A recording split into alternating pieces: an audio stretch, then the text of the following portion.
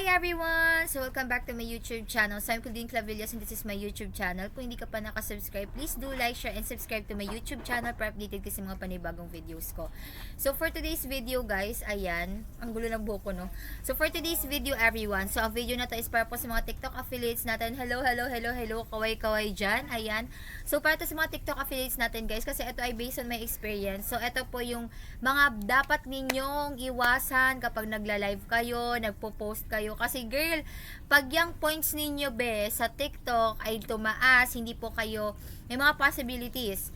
Pwedeng ma-terminate ang account nyo, pwedeng maban yung account nyo, pwedeng hindi kayo makapag-live ng 1 day, 2 days, 3 days, or kaya, yun, temporarily maban kayo. Pag itong mga points na to be is tumaas.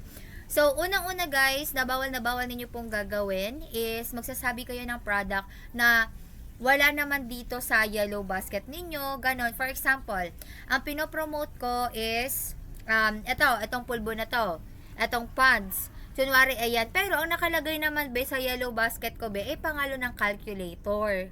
'Di ba? So maling-mali 'yun, girl, na magsasabi ka ng product tapos parang misleading, ganon. Ganon siya guys, bawal na bawal yon, okay? Kasi based on my experience, ganon yung nangyari sa akin. Be, alam mo kung ilan yung points na ano ko, sa pinakauna-una be, yun po ay 3 points. Okay, so pag umabot ka po guys ng 8 points na TikTok violation po, one day hindi ka makakapag-live, hindi ka rin makakalagay ng yellow basket sa video mo or kung ano ipopost mo sa isang buong araw. Yes. At ang isa dyan guys, medyo malala pa, 'di ba every month lang tayo pwedeng mag-take ng survey. Or may mga times lang na pwede kang mag-take ng survey para mabawasan yung points mo. Pero hangga't hindi mo pa nababawasan yung points mo at hindi yan bumaba ng 8 points, be, mababan ka, hindi ka makakapag post ng mga yellow basket, okay? Pangalawa, wag po kayo magsasabi ng mga social media ninyo pag nagla-live kayo kasi bawal din yan guys kasi parang nagda-drive kayo ng traffic. Paano yon? Like for example, sa live ko nagsasabi ako, pa-follow po ako ng ganito ganyan ko na FB, ng ano, basta magsasabi kayo ng social media, bawal na bawal siya. Pwedeng baliktarin nyo like BF, ganon, like yung parang babaliktarin nyo siya guys, like Instagram, gawin nyo na lang GI, ganon. Tapos pag Facebook, gawin mo na lang FBF, 'di ba? FB, BF, ganon. Kasi ang hirap talaga guys, doon din nagkakaroon ka din doon ng violation, okay? Bawal na bawal po 'yon. Mga bawal 'yun gawin guys kapag nag-ano kayo, nagla-live kayo, okay? Pero ang isa din kasi guys na maganda sa pag nagla-live kayo, for example kasi ako, based on my experience sa 1 week guys na nagbalik loob ako sa pagte-TikTok guys, doon ko nakita, nasabi ko, ang baba ng mga ang baba ng views ko, hindi guys lumalampas ng 200 ang views ko, tapos wala din bumibili sa mga basket ko, ganon. Tapos ang ginawa ko, nag-live na lang ako, so naghanap ako ng product na alam kong magagamit ng tao, kailangan nila, and at the same time, affordable din siya, pero mataas din yung commission ko. Ganon. So, doon siya nag-start guys. 1 week siyang ginawa ko ng ginawa. Nagla-live ako. Ganon. Kahit may ginagawa ko sa school, nagla-live ako. Then, after nyan guys, okay siya. Worth it siya. Sa isang linggo ko be, yung pagla-live ko na nakagain ako ng sabihin natin ng 1,000 plus. Yun yung pinakamataas na talagang commission ko sa isang linggo. Kasi, minsan talaga guys, totoo yan. Minsan kasi pag magpo-post ka ng mga maliliit like 2 pesos, 3 pesos, okay lang naman yan pag naipon siya. Pero mas maganda kung halimbawa, per commission mo 90, 80, 50, okay yun, 'di ba? Kasi kahit papano mataas na siya. So ganun guys ang inaano ko. Kasi yun nga, based lang yun sa experience ko talaga. Tapos naulit pa yun guys, naulit pa na may nasabi ako na word na parang yun nga, Apple Store guys. Nagla-live kasi ako sa isang gadget, tapos nung pag-live ko sa isang gadget, Android siya, biglang nasabi ko be, Apple Store. 3 points na naman be, talagang tumatangging be na 3 points be yung nasabi ko. Then after nyan, ayun, di bali 6 points na, edi dalawa na lang be, maano na naman ako. May isa na naman ako na violate, which is parang may nasabi ako na social media something na makakapag-drive ng traffic, girl. Then, ang nangyari, 2 points. Nakita ko na lang, be, biglang nag-terminate yung live ko. Tapos sabi nila may na-violate ako. At sinabi nila kung ano yung na-violate ko doon. Ayun, be. Tumatangging be na 8 points. Tapos biglang na-suspend. Tapos hindi na ako, guys, buti na lang may quiz noon. Kung hindi ako nakapag-quiz, be, until now siguro hindi pa ako nakakapag-live ata, ganon. Kasi minsan guys, mayroon niya, halimbawa, may one time din guys, nag-live din ako sa live stream. Tapos may nasabi nga ako, yun nga si Apple Store, 10 minutes be, hindi ako nakapag-live, na terminate siya kaagad. So automatically be, totoo be na napaka-sensitive talaga ni TikTok, as insensitive si TikTok. Ay compared mo siya kay Shopee. Kay Shopee, wala akong violation na natanggap or kung ano man so far. Kay TikTok lang talaga ako binagkaroon ng violation. Okay? Ganon siya. Tapos pala guys, another tip ko sa inyo ha. Another tip ko lang ha. Ako kasi, sinubukan ko na siya ha. Hindi naman to violation.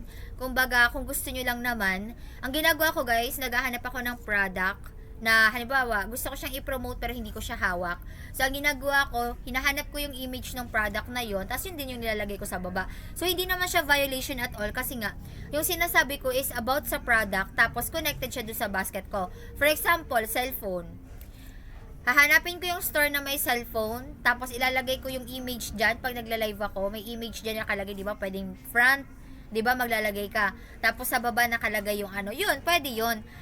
Sabihin mo na yung mga details about sa product na yon, then after nyan, okay na. Wala ka naman mababiolate doon. Kasi nga, hindi ka naman nagmi-misleading ng information. Ayan. Tapos pangalawa, iwasan mo po talaga magsabi ng mga social media mo, be. Okay, bawal na bawal yan. Kasi yan talaga yung ayaw nila. Nagdadrive ka ng traffic, misleading information. Ayan. Kasi yung sinasabi nila guys, halimbawa, yung basket A mo, hindi naman pala siya si pants, kasi basket B mo iba din. Bawal din yun guys. Kaya nga ako, as much as possible guys, pag ako nagla-live, isang product lang talaga din pala yung nila-live ko, okay? Kasi trinay ko na guys yung mag-live ng medyo marami. Tapos nagkamali ako ng sabi kung anong basket B. Ayun, nagka-problema. Kasi nag-live ako guys ng iPhone yung kasi nung time na yun, may hawak pa akong iPhone. Tapos nag-live din ako guys nung ginagamit ko na Chromebook na laptop, ni-live ko siya be. Nagkamali ako ng sabi ko sa basket B yung iPhone, tapos sa basket A naman yung Chromebook.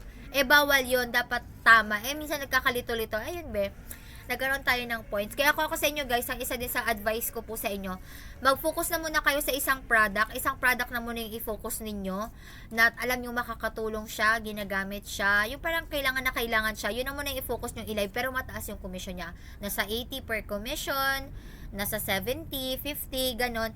Doon muna kayo mag-focus guys. Kasi kapag medyo marami yung product na pinopromote mo, siguro pag nagle-live ka, medyo mahihirapan ka. Baka magkamali ka pa, nagkaroon ka pa ng violation. Hindi ka gaya kay Shopee, di ba kapag kay Shopee, kapag po-promote ka, pwedeng marami be. Walang problema girl. Pero dito talaga kay TikTok, sobrang sensitive niya. So ayun guys. So sana nabigyan ko kayo ng information na unang-una, wag po kayo magsasabi ng mga social media accounts ninyo pag nagla-live kayo. Pangalawa guys, misleading ha. Pag sinabing nasa basket A lang. Huwag kayong magdadagdag dyan ng mga products na hindi naman accurate sa mga basket nyo. And yung number 3 naman guys, as much as possible, isang product lang muna ang i-promote nyo. Huwag yung sobrang dami para makapag-focus lang kayo at hindi kayo magkaroon ng violation. Reminder lang guys, pag umabot sa 8 points yung violation ninyo, 1 day kayong terminated mag-live at hindi kayo makakalagay ng mga yellow basket. Okay? Lalo na pag tumaas guys, medyo malalaki na din yung mga penalties nila. Okay, then may bago din atang ano ngayon kay TikTok na kung saan yung mga previous videos nyo, pag may mga nakalagay na price, tapos nagbago yung price, parang nagiging violation na din. So isa yun sa mga naging problem ng mga TikTok affiliates ngayon. Pero ako guys, kasi hindi naman ako naging active last year sa pagti-TikTok, kaya wala din akong mga price na nakalagay talaga. Yan. Kaya yun lang naman guys. So sana may natutunan kayo sa video na to guys. Ayun, sa mga TikTok affiliates dyan, go lang. Makukuha nyo din guys yung gustong gusto talaga ninyo sa pag-TikTok affiliate. Sinasabi ko sa inyo guys, magsipag lang kayo, maging consistent kayo. Hanapin ninyo kung alin yung hero product ninyo. Okay? After mo mapanood ng video na to, kung na-apply mo yan sa sarili mo, mag-comment down below ka kung natulungan ka ng video na to. So, ayan guys, please do like, share, and subscribe to my YouTube channel. Again, I'm Claudine Clavillas and this is my YouTube channel. Yun lang everyone. Bye! Thank you for watching.